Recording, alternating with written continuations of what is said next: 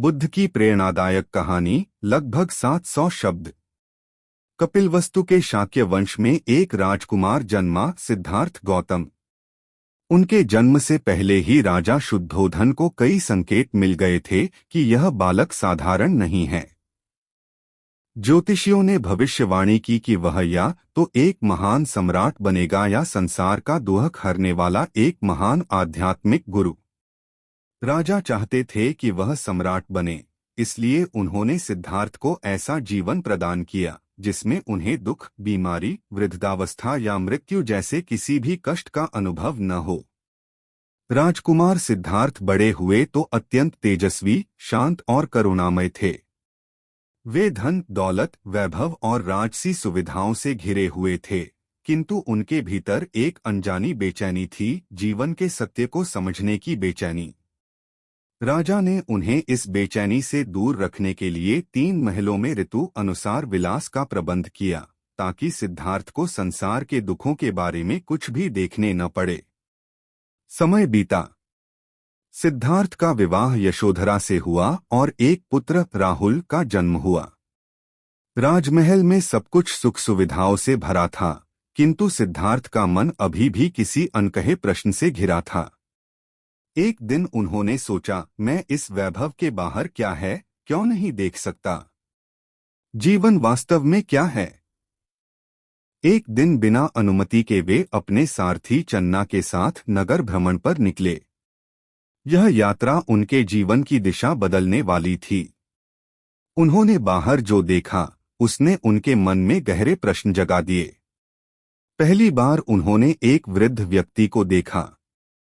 झुका हुआ शरीर, कांपते हाथ, कमजोर दृष्टि। सिद्धार्थ चकित रह गए, क्या हर मनुष्य वृद्ध होता है?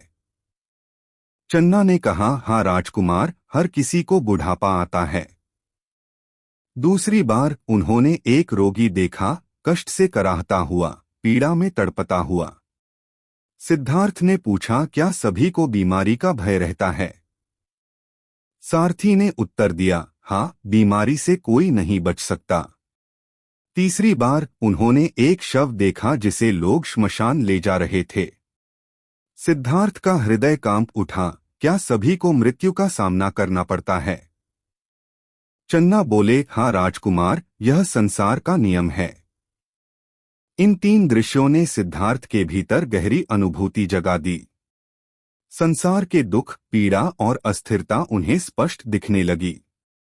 लेकिन चौथी बार जो उन्होंने देखा, उससे उन्हें आशा मिली, एक सन्यासी, शांत, संतुष्ट और स्थिर मन वाला।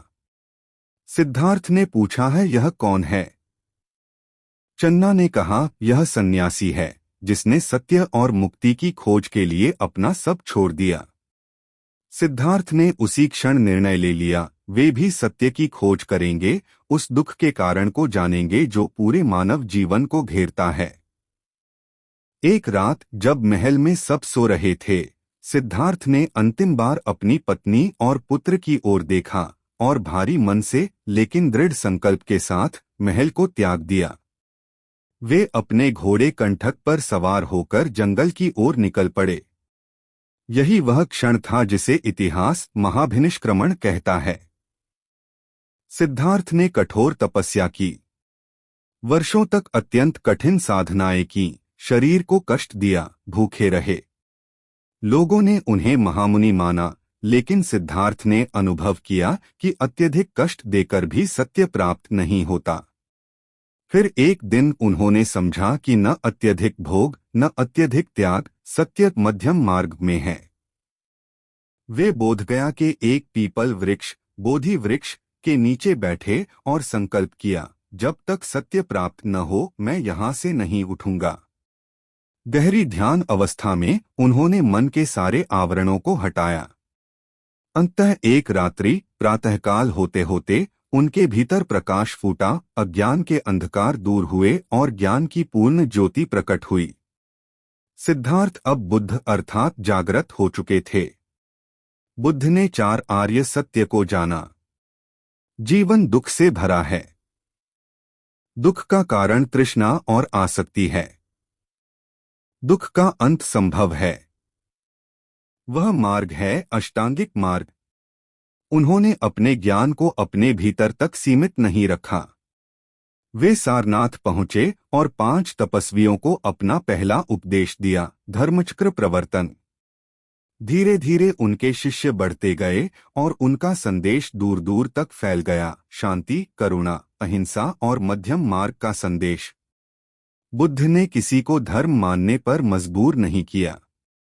वे कहते थे, सत्य का अनुभव स्वयं करो, अंधविश्वास मत करो।